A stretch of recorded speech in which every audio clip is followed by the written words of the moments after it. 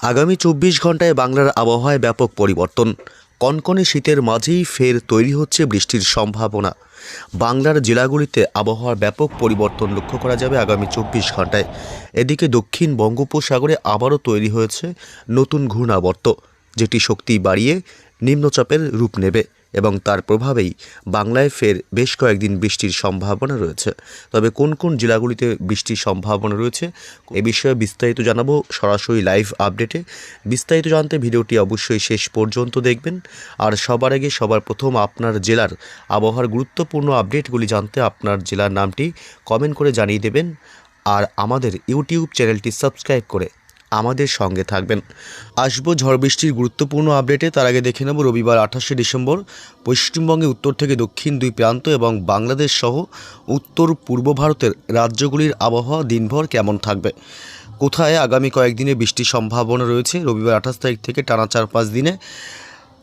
প্রথমে আমরা দেখে নেব দক্ষিণবঙ্গের কলকাতা, হাওড়া, হুগলি, উত্তর ২৪ পরগনা, দক্ষিণ ২৪ পরগনা, পূর্ব পশ্চিম মেদিনীপুর, উপকূলবর্তী এলাকাগুলি থেকে শুরু করে গোটা দক্ষিণবঙ্গের জেলাগুলির আবহাওয়া রবিবার ২৮শে ডিসেম্বর মোটের উপর পরিষ্কারই থাকবে আকাশ, শুষ্ক আবহাওয়া থাকবে এবং বাংলাদেশের ঢাকা, রাজশাহী বিভাগ থেকে শুরু করে কুমিল্লা, খুলনা, বরিশাল, মেহেরপুর, ময়মনসিংহ বিভাগ এসব অংশে আকাশ মোটের উপর পরিষ্কারই থাকবে সকাল থেকে।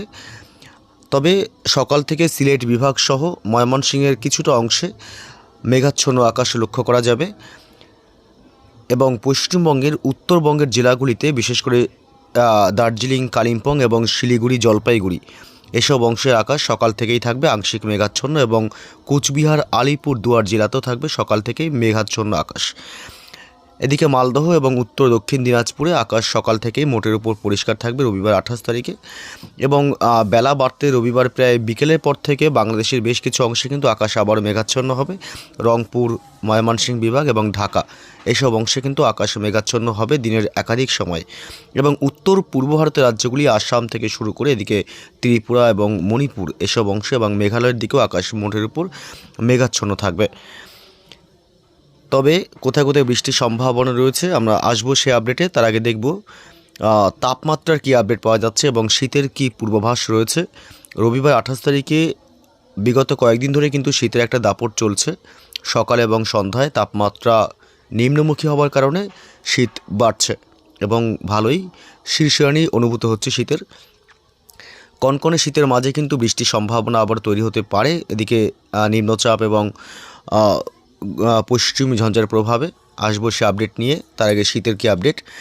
রবিবার ২৮শে ডিসেম্বর কলকাতায় সকাল থেকে তাপমাত্রা থাকবে মোটের উপর ১২ ডিগ্রি সেলসিয়াস, দক্ষিণ ২৪ পরগনায় প্রায় ১২ থেকে ১৩ ডিগ্রি, উত্তর ২৪ পরগনায় থাকবে প্রায় ১২ থেকে ১৩ ডিগ্রি এবং নদিয়া জেলাতে থাকবে ১২ ডিগ্রি সেলসিয়াস এবং মুর্শিদাবাদে ১২ ডিগ্রি, বীরভূম জেলাতে থাকবে ১১ ডিগ্রি সেলসিয়াস এবং বাঁকুড়াতে থাকবে ১১ ডিগ্রি, পুরুলিয়াতে প্রায় ১০ ডিগ্রি সেলসিয়াস এবং এদিকে হুগলি, হাওড়াতে থাকবে সকালের দিক থেকে তাপমাত্রা প্রায় ১১ ডিগ্রি সেলসিয়াস এবং পূর্ব মেদিনীপুর, পশ্চিম মেদিনীপুরে থাকবে ১২ ডিগ্রি সেলসিয়াস এবং এদিকে ঝাড়গ্রাম জেলাতে থাকবে প্রায় ১১ ডিগ্রি সেলসিয়াস তাপমাত্রা। পূর্ব এবং পশ্চিম বর্ধমান জেলাতেও কিন্তু তাপমাত্রা কোনো হেরফের হবে না, একই রকম থাকবে ১১ ডিগ্রি সেলসিয়াস। অর্থাৎ দক্ষিণবঙ্গের জেলাগুলিতে তাপমাত্রা কিন্তু খুব একটা পরিবর্তন এই মুহূর্তে নেই। তবে বিগত কয়েকদিনের মতন শীত কিন্তু আগামী কয়েকদিন চলতে থাকবে। এখন শীতের এই মুহূর্তে কোনো বিরাম নেই এবং ঢাকা থেকে শুরু করে রংপুর, রাজশাহী বিভাগ, সিলেট বিভাগ থেকে শুরু করে প্রায় সমস্ত জেলার এবং বিভাগগুলিতে মোটের উপর কিন্তু শুষ্ক আবহাওয়ায় থাকবে এবং তাপমাত্রায় কিন্তু খুব একটা পরিবর্তন নেই। ঢাকায় ১৩ ডিগ্রি, কুমিল্লায় থাকবে ১৩ ডিগ্রি রবিবার ২৮ তারিখ সকালের দিক থেকে, সিলেট বিভাগে থাকবে ১২ ডিগ্রি সেলসিয়াস, ময়মনসিংহে থাকবে ১৩ ডিগ্রি সেলসিয়াস, রংপুরে থাকবে প্রায় ১৩ ডিগ্রি সেলসিয়াস এবং রাজশাহী বিভাগে থাকবে ১২ ডিগ্রি সেলসিয়াস এবং উপকূলবর্তী এলাকা বাংলাদেশের চট্টগ্রাম বিভাগে ১৬ ডিগ্রি, মহেশখালীতে ১৭ ডিগ্রি এবং কলাপাড়ায় থাকবে ১৪ থেকে ১৫ ডিগ্রি সেলসিয়াসের ঘরে তাপমাত্রা।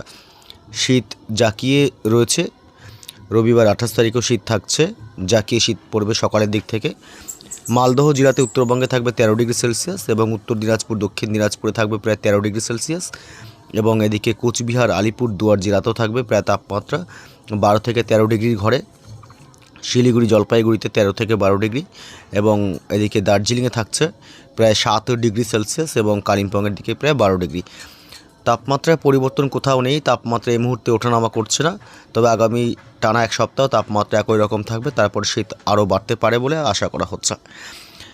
তবে কোথাও বৃষ্টির সম্ভাবনা রয়েছে কিনা এই মুহূর্তে আমরা আসবো সে আপডেটে। বৃষ্টি বজ্র মোড়ে চলে আসলাম আমরা, এবং এদিকে প্রথমে জানিয়েছি যে এই মুহূর্তে দক্ষিণ বঙ্গোপসাগরে একটি ঘূর্ণাবর্ত অবস্থান করছে, যে ঘূর্ণাবর্তের কারণে কিন্তু আরও একবার বৃষ্টির সম্ভাবনা রাজ্যে তৈরি হতে পারে। এই ঘূর্ণাবর্ত শক্তি বাড়িয়ে নিম্নচাপে রূপ নিতে পারে, এবং এদিকে পশ্চিমী ঝঞ্ঝা, এই দুইয়ের প্রভাবে আবহাওয়ার ব্যাপক পরিবর্তনের সম্ভাবনা রয়েছে বাংলার জেলাগুলিতে।